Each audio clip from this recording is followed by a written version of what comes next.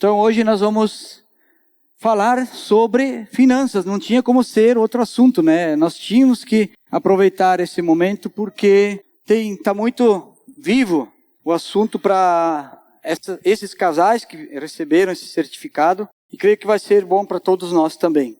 Então a celebração que a gente fez aqui de formatura, ela não é por acaso. Não é simplesmente, vamos fazer um curso, vamos fazer uma celebração de formatura. É que a Bíblia fala muito sobre dinheiro, fala muito sobre finanças. E eu quero aqui passar para vocês pelo menos os 10 pontos principais que a Bíblia trata sobre o assunto dinheiro ou finanças. Os 10 pontos principais que esse curso do Crow, né, trouxe para todos nós aqui. Então, primeira lição é a parte de Deus. Quando você começar a estudar, você vai ver que Deus faz a parte dele. A segunda lição é a nossa parte. Nós também temos a nossa parte a cumprir. A terceira lição é sobre dívidas. A quarta lição é sobre pedir conselhos. Porque muitas vezes a gente faz coisas erradas porque a gente não pede conselhos. A quinta lição é sobre honestidade. A sexta lição é sobre contribuição. A sétima lição é sobre trabalho. Nós devemos, sim, ter o sustento através do trabalho. A oitava lição é sobre investimentos. A nona é sobre herança para os filhos. Aliás, tem um versículo que diz para os filhos dos filhos. Não é que eu tenho que trabalhar para dar herança para o meu filho e para os meus netos. Mas se o meu filho cuidar bem daquilo que ele receber, vai ser para os netos também. É isso que a Bíblia ensina. E a décima e última lição é sobre perspectiva, velhice e eternidade. Quando eu fico velho, quando eu me aposento, eu paro de trabalhar, enfim, eu tenho condições para viver, eu estou, já planejei a minha vida, a minha velhice, ou eu ainda estou correndo atrás da máquina. Então, tudo isso é tratado nesse curso. Então, hoje eu quero tratar com vocês apenas 4 desses pontos, e bem compactados para nós não perder muito tempo, porque, na verdade, não é perda de tempo, mas é que vai ficar muito extenso, né? E esses pontos, eles são ideais, todos eles. São essenciais. Então, quem não vai entender agora nessa mensagem, quem quiser saber mais, faça esse curso de finanças depois. Se inscreva com o Rafa e a Patrícia, que eles vão fazer, já no segundo semestre, já vai ter um novo curso. Então, quem quiser fazer, tanto casal como individual, pode dar o nome para o Rafael Long. Vocês conheceram o Rafael aqui, já de outras vezes, mas hoje de novo, né? Procurem ele e deem o seu nome. Então, antes de nós entrar realmente na matéria aqui, eu quero fazer uma oração com vocês. Vamos baixar a nossa cabeça e vamos entregar esse tempo ao Senhor. Pai, queremos te louvar e agradecer, porque o Senhor nos instrui, Pai, em todos os sentidos, Pai. O Senhor tem para nós toda a sabedoria, tem para nós toda a revelação, tem para nós toda a palavra necessária para o nosso dia a dia. Não é por acaso, Senhor, que todas as coisas são tuas. E por isso nós devemos compreender, Pai, qual é a nossa parte diante disso. Por isso oramos e pedimos a Ti que Tu nos dê esse entendimento. Abra a nossa mente e o nosso coração. Permita que o Teu Espírito Santo, Senhor, nos conduza nessa noite. Em nome de Jesus Cristo. Amém. Então o primeiro ponto é a parte de Deus. Em 1 Crônica, capítulo 29, do 10 ao 12, tem um resumo numa outra linguagem que diz assim: tudo que existe nos céus e na terra é Teu, ó Senhor. Esses versículos, o pessoal dos cursos, eles tinham que chegar e decorar, era a senha de entrada, né? Mas muitos foram 10, né? Falaram corretamente e foi joia.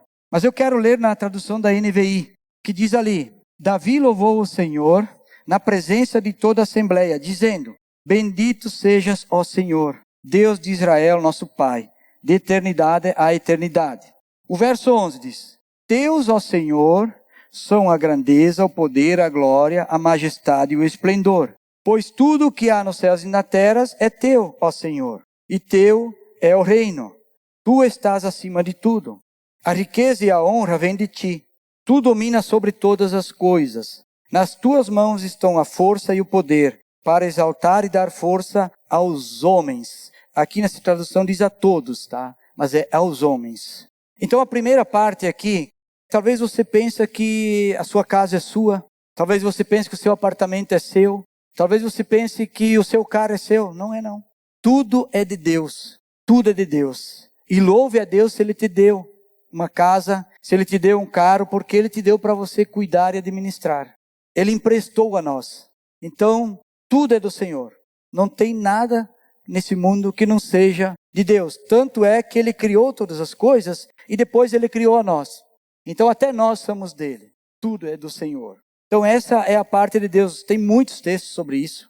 Nós poderíamos estudar muito sobre isso, mas como eu já disse, o tempo é curto. Então é bom nós só lembrarmos desse texto que nós lemos, que tudo é do Senhor. Ali fala do céu, da terra, depois vai falar do ouro, da prata, das pedras preciosas.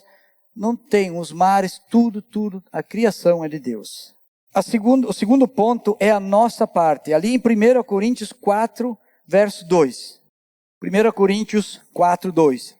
Diz assim, o que requer desses encarregados é que eles sejam fiéis. Em outra linguagem diz, o que se requer desses despenseiros é que eles sejam encontrados fiéis. Despenseiros, os mais antigos vão se lembrar da dispensa, né? Lembra da dispensa que a gente tinha na colônia, né? Que guardava o açúcar, o café, o arroz, a farinha. E quando faltava alguma coisa na hora da comida, ia lá na dispensa e pegava. Mas se o dispenseiro não for fiel, não ia ter nem na dispensa. Não ia ter. É como cuidar do almoxarifado de uma empresa hoje, né? Quando a embalagem solicita um kit de ferragem, ela espera que o almoxarifado tenha pronto para entregar, porque se ele não for organizado, vai faltar.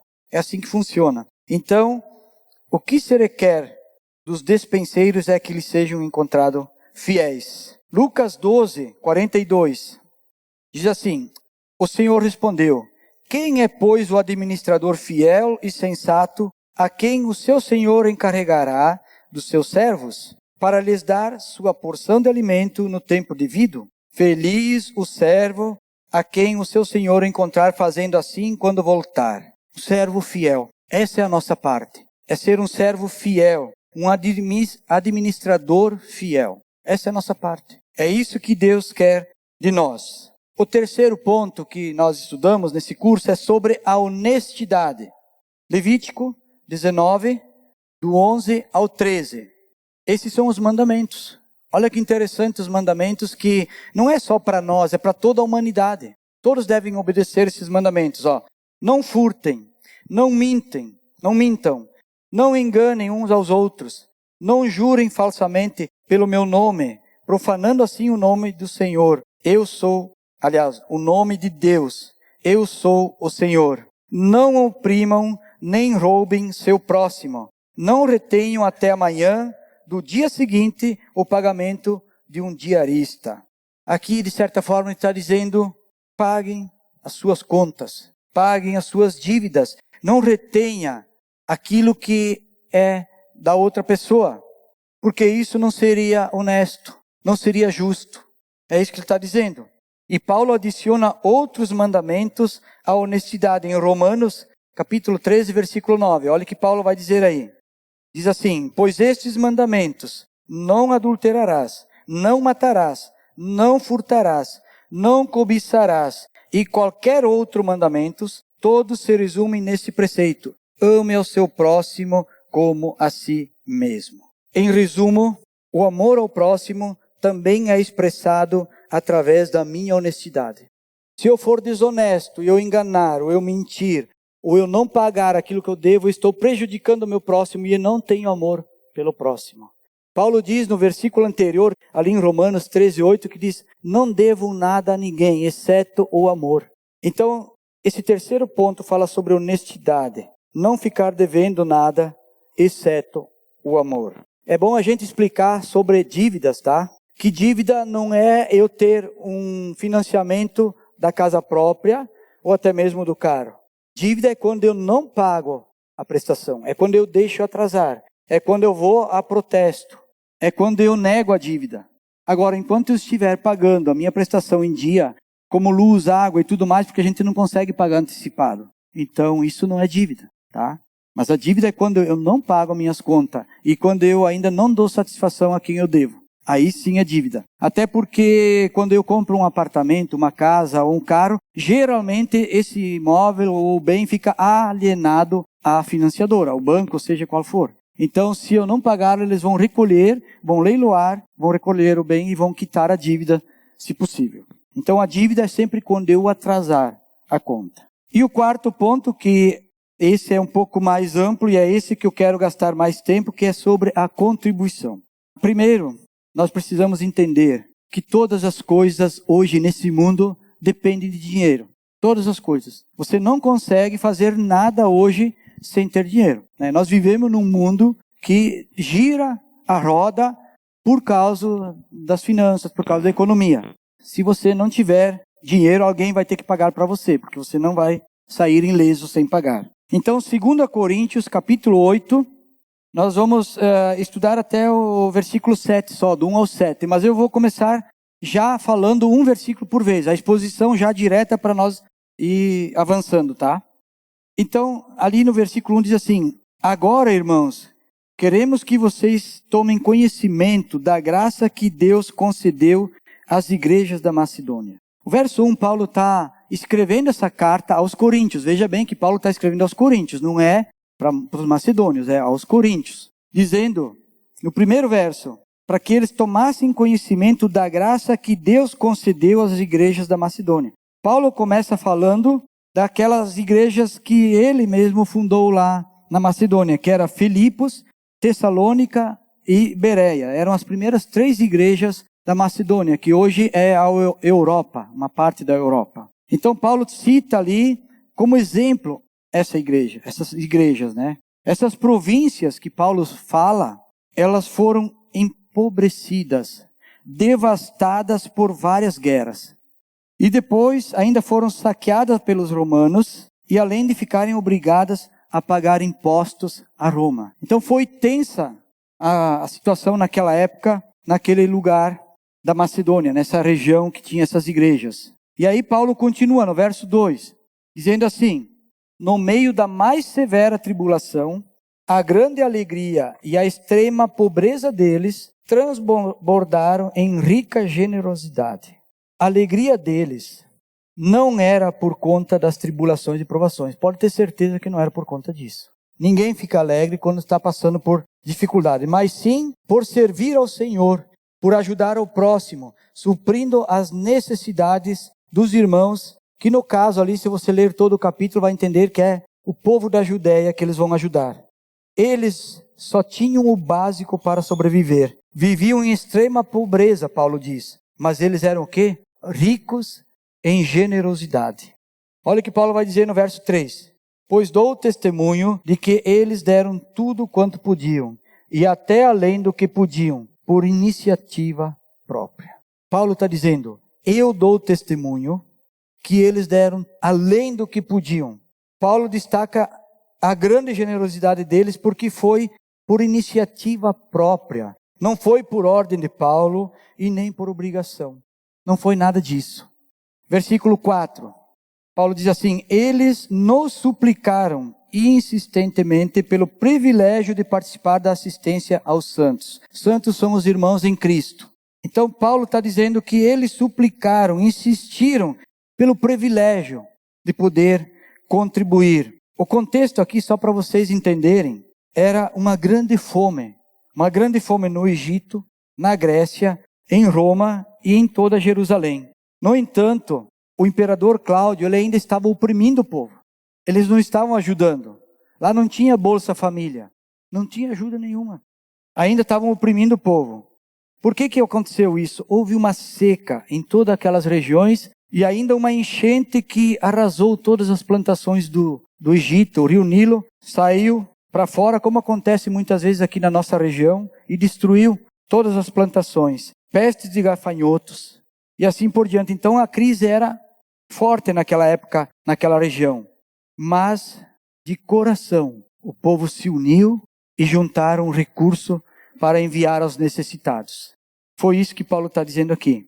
E no versículo 5 ele diz, e não somente fizeram o que esperávamos, mas entregaram-se primeiramente a si mesmos ao Senhor e depois a nós pela vontade de Deus. Se entregaram primeiramente a si mesmos ao Senhor.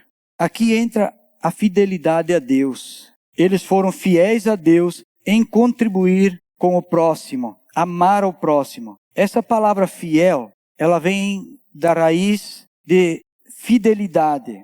Fidelidade, tanto no grego como no hebraico, como no latim. é a mesma raiz. A palavra fiel significa fidelidade.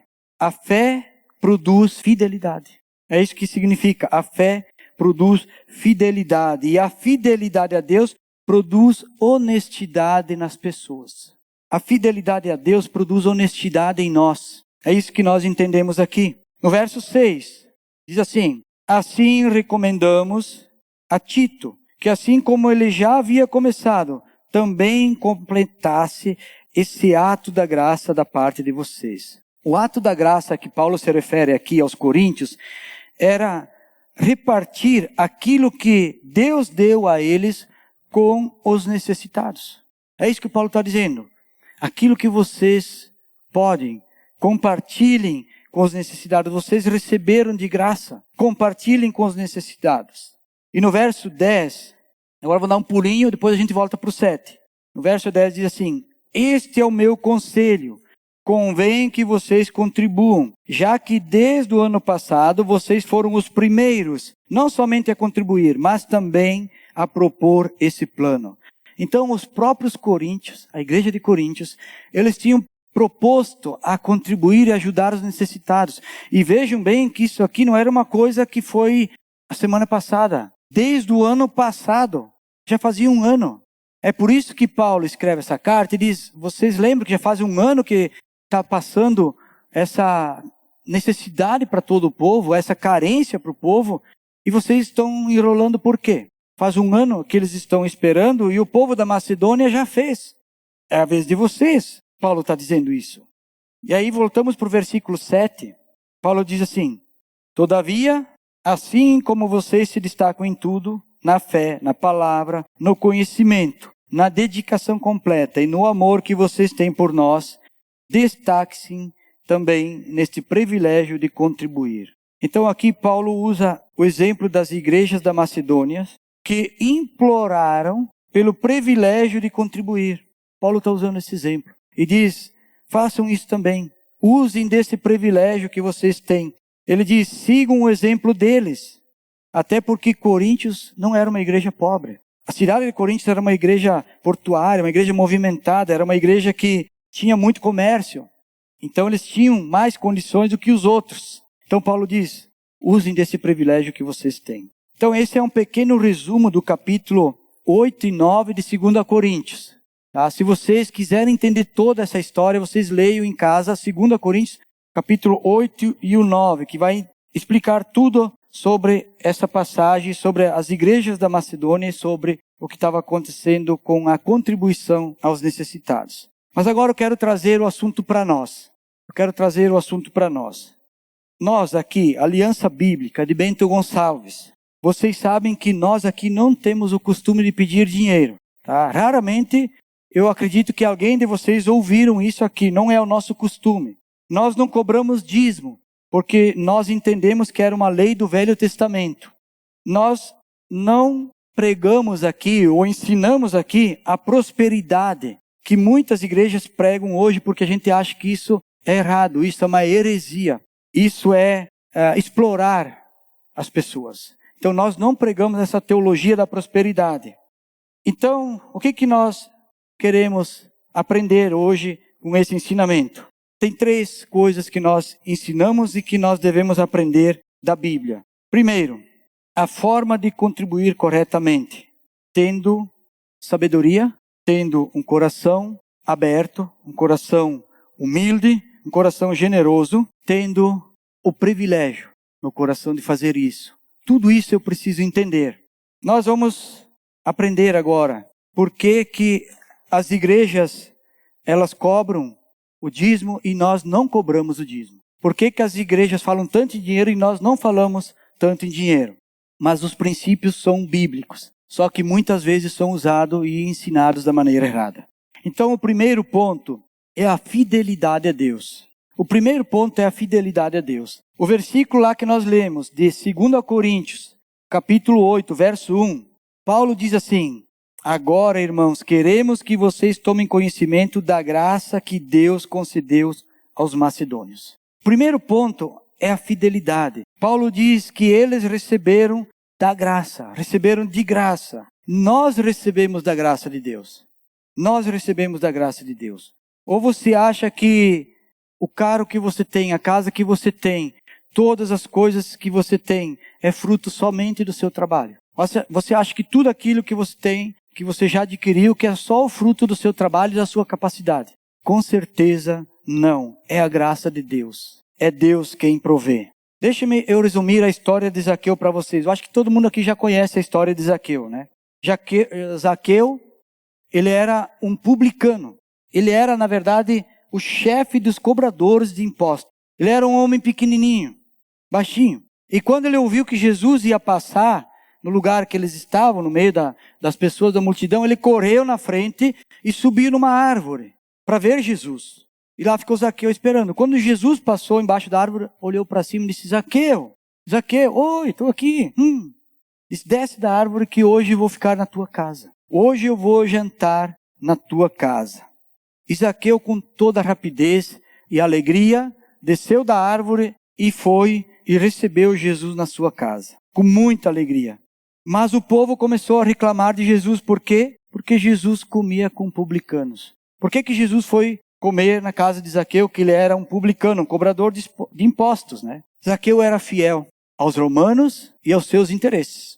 Zaqueu era fiel aos romanos e aos seus interesses. Porém, ele extorquia dinheiro dos seus compatriotas judeus. Mas veja o entendimento da graça na vida de Zaqueu.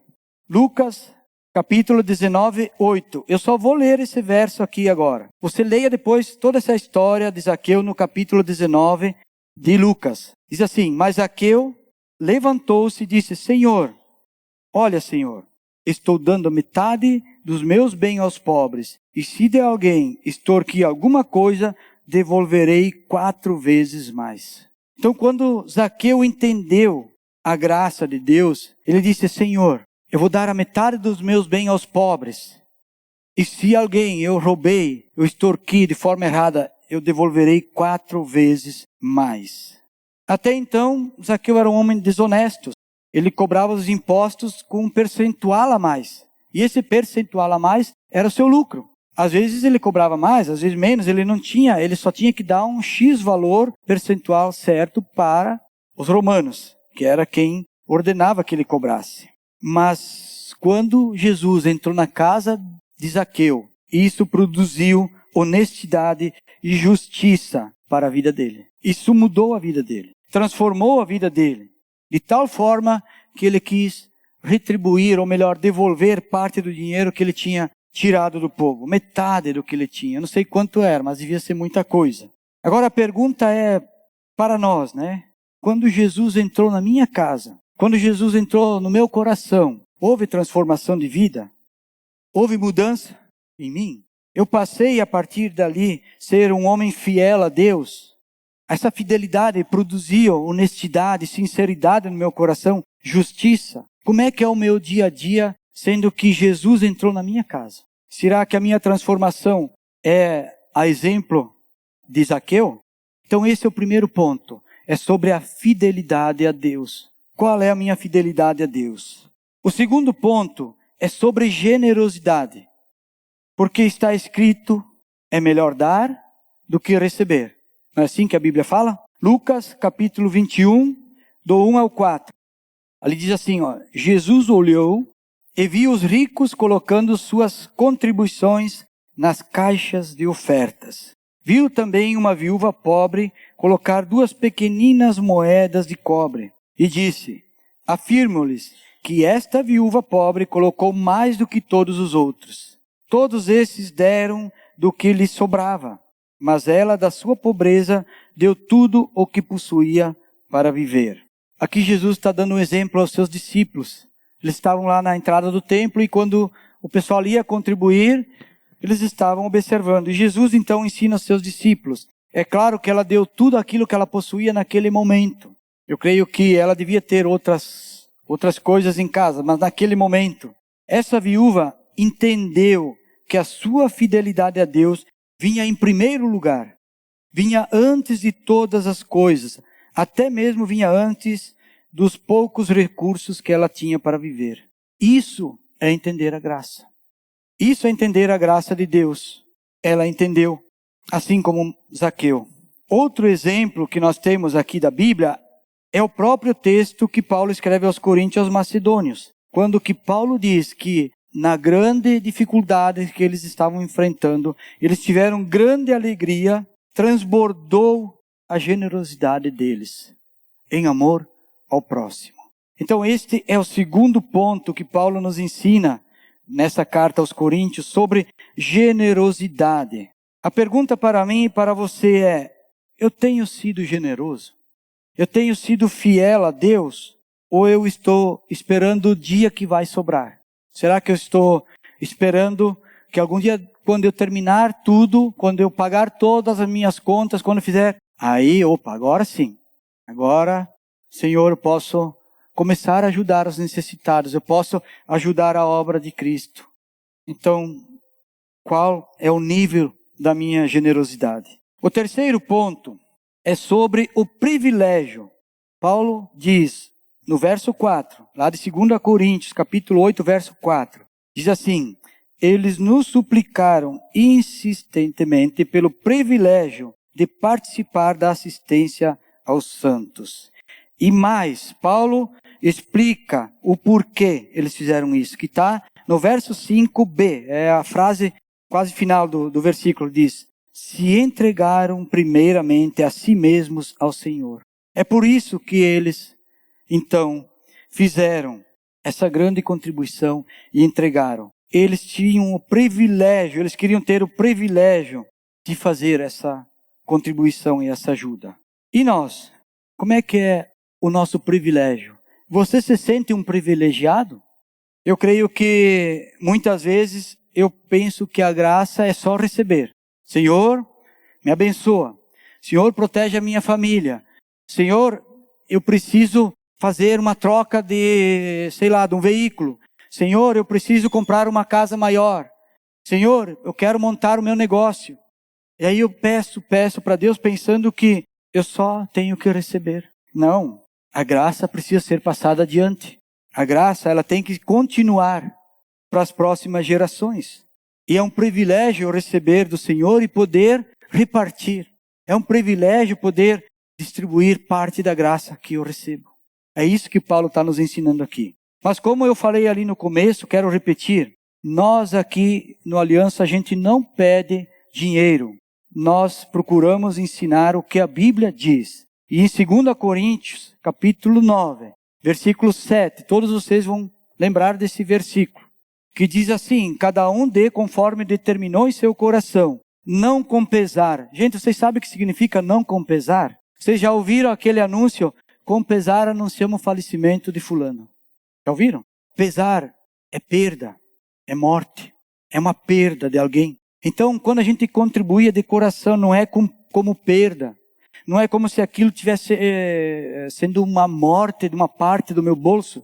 Que nem o Lucas falou aqui, que o bolso não pode pesar mais do que Deus. Quando o bolso pesa mais do que Deus, tem coisa errada. Então, não com pesar, nem por obrigação, pois Deus ama quem dá com alegria. Esse é o versículo principal que Paulo vai falar dessa ajuda que eles estavam dando aos necessitados. O capítulo 8 e o 9 de 2 Coríntios trata só desse assunto. Mas mesmo assim, Paulo diz, não por obrigação. Não façam isso como perda, mas façam isso com alegria, de coração. Então eu quero descrever para vocês a realidade nossa aqui do Aliança. Hoje nós somos aqui mais 180 pessoas, a 200 pessoas que participam aqui da Igreja Aliança Bíblica de Bento Gonçalves, sem contar as crianças. Nós temos mais ou menos 60 pessoas dessa turma que trabalha voluntariamente, sem receber nenhum centavo. Aliás, muitas vezes colocando o seu próprio dinheiro para servir, ajudando nos ministérios, levando pessoas, trazendo pessoas, fazendo aquilo que é necessário. Nunca uma dessas pessoas pediu um centavo. Elas fazem isso de coração, com muito amor e alegria. Mas nós temos muitos ministérios aqui. Vocês sabem quantos ministérios nós temos aqui? Eu vou falar para vocês rapidinho. Infantil, pré-adolescentes, jovens, louvor, ensino, células, pais e filhos, grupo de eventos, projeção. Esqueci de algum? Eu acho que tem outros ainda. Enfim, nós temos muitos ministérios aqui na Aliança. Eu só vou dar um exemplo de alguns ministérios, como é investido o dinheiro aqui. Por exemplo, o Ministério Infantil. Há uns 2 meses atrás, a gente gastou mais ou menos R$12.000, colocamos 4 ar-condicionado, um em cada salinha, para que as crianças não passem frio no inverno e nem muito calor no verão, especialmente para que elas não peguem resfriados, bactérias, gripes e assim por diante. A gente abria a janela lá embaixo, aí dava uma amenizada, às vezes no verão, mas daí vinha um pernilongo que picava a criança. E tem criança que é alérgica, já fica uma mancha, uma bolha, né? E assim por diante. Então, Ministério Infantil, além dos ar-condicionados, tem cursos que é feito, como agora, está sendo feito um treinamento, então a gente investe nas apostilas, tem eventos das crianças e algumas outras coisas mais. Ministério Infantil. Ministério dos Pré-Adolescentes. Todo sábado tem aqui o Ministério Pré-Adolescentes. Tem uma galera aí muito 10, tem o pessoal responsável, muito dedicado aí, que trabalha na equipe. Eu não vou citar nome aqui para não ficar chato para uns e para outros, né? Para não esquecer o nome de alguns.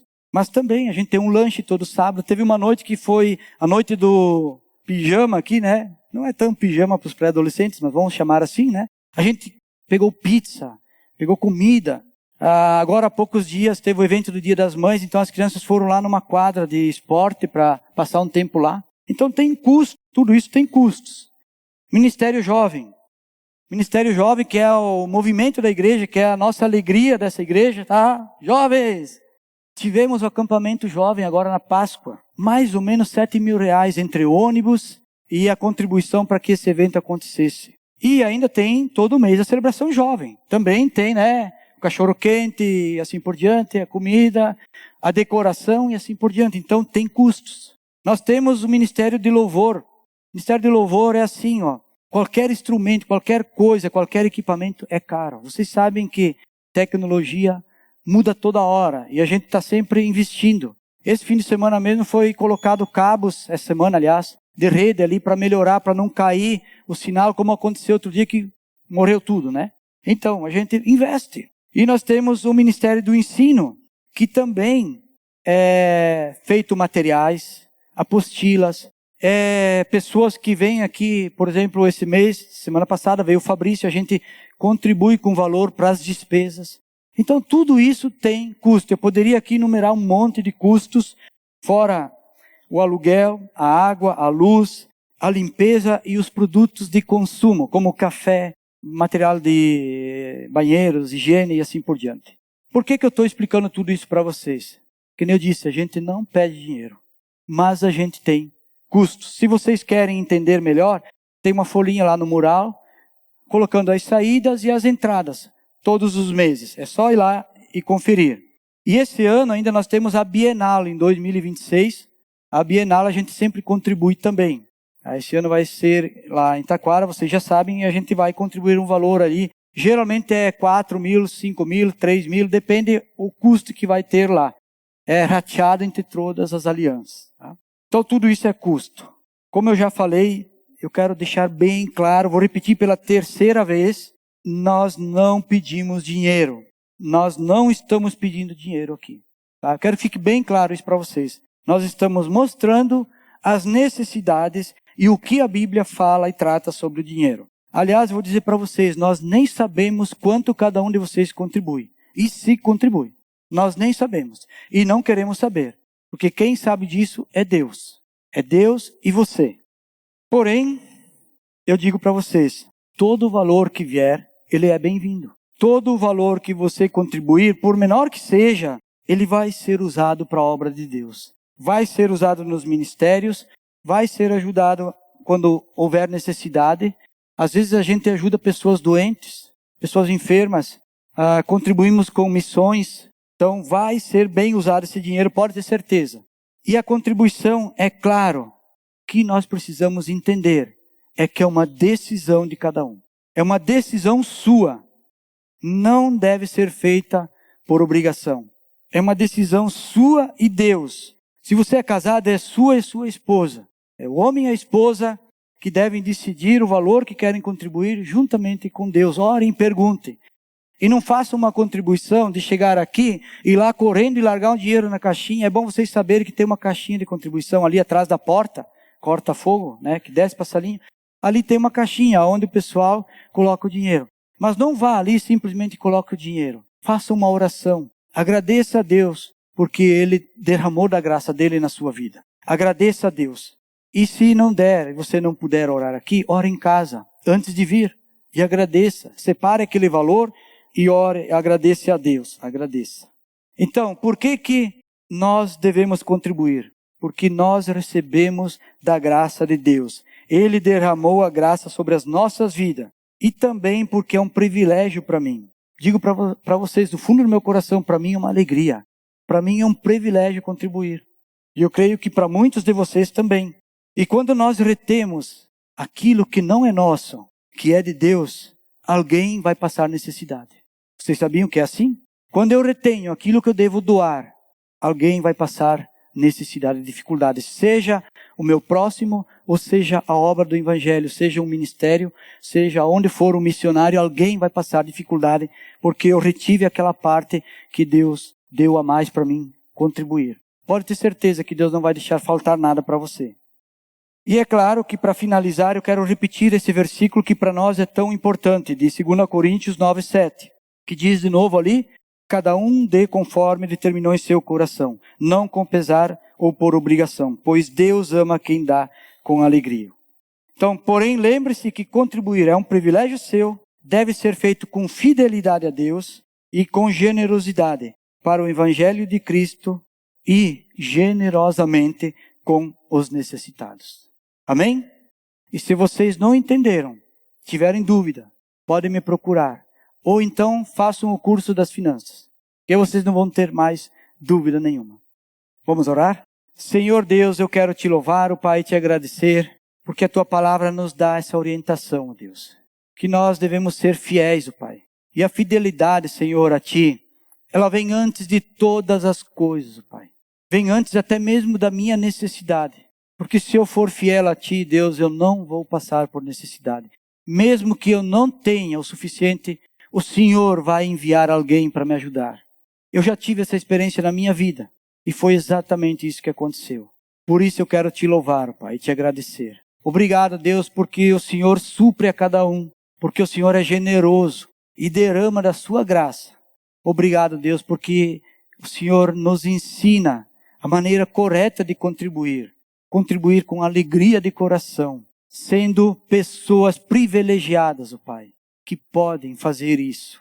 Nós te louvamos e nós te agradecemos. E que a gente possa retribuir, ó Pai, não só aquilo que o Senhor fez por nós, mas passar adiante parte dessa graça tão generosa que o Senhor derramou sobre cada um de nós. Abençoa cada um aqui, Senhor, para a tua honra e glória. Em nome de Jesus Cristo. Amém.